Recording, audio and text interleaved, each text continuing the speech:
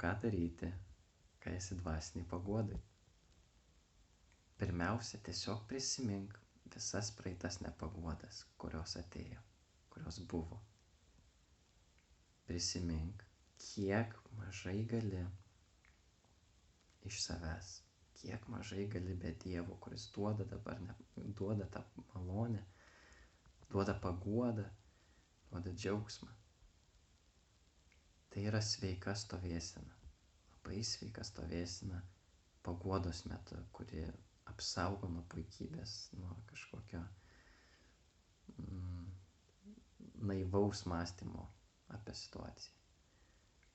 Ir turbūt pats svarbiausias dalykas, tai paguodos metu mąstyti, kaip aš būsiu ateinančioj nepaguodai, nes nepaguoda ateis.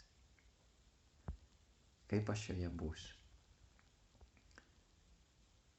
Man labai patiko vienas Timothy Gallagher pavyzdys. Įsivaizduot, kaip važiuoji autobusu, ypač autobusu, kuris skuba, kur vėluoja grafikas. Ir įsivaizduokim, kad stovi autobuse, esi įsikibęs į tą laikiklį, arba kaip mano dukra sakydavo, įsikibukas. Tai ką darai autobuse, laikydamasis?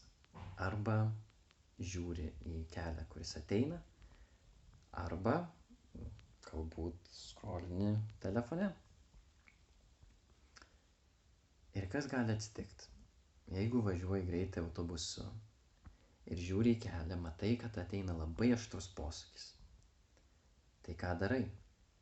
Tvirčiau įsikimbi į įsikibuką. Galbūt net pasiimsi už turėklo ir išplėsi kojas, kad, kai įvyks posūkis, neprarastum pusiausvyros ir nenukristum.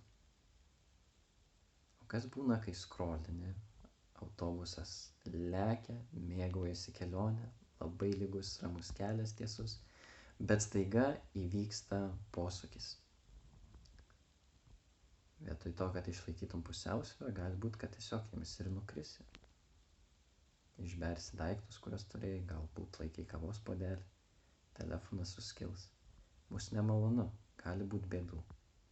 Ir kartais net, tokių neproporcingų, atrodo tiesiog posūkis, o ten dužo telefonas, ar ten kritai su alkūne. Ką tai reiškia? Tai tas pats galioja ir dvasiniai paguodai ir nepaguodai.